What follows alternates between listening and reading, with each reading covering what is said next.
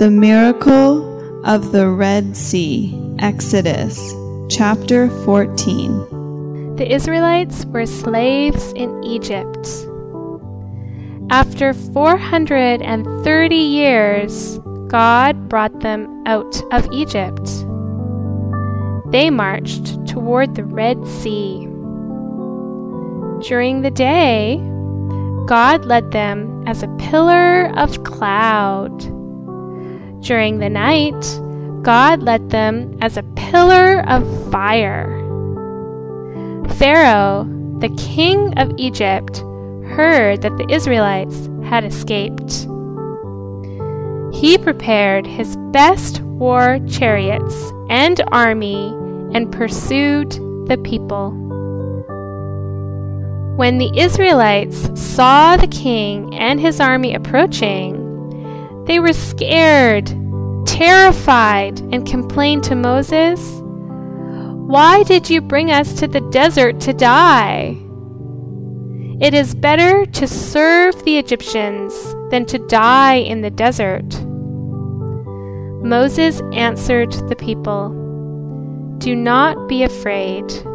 Stand firm, and you will see the deliverance the Lord will bring you today. The Lord will fight for you, and all you have to do is keep still." Then the Lord said to Moses, "Why are you crying for help? Move forward. Raise your staff, stretch out your hand over the sea, and divide the water. The Israelites will walk through on dry ground." Then God's angel moved behind the Israelites. The pillar of cloud also moved between the Egyptians and the Israelites. The Egyptians could not come any closer during the night. Moses stretched his arm over the sea. The Lord sent a strong east wind. It blew all night and turned the sea into dry land. The water divided and stood like a wall. Then the Israelites walked through on dry ground.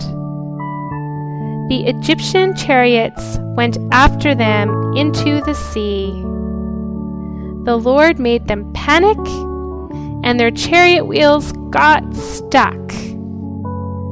Then the Lord ordered Moses to stretch out his hand over the sea. When Moses obeyed, the water returned to its usual place and covered the Egyptians.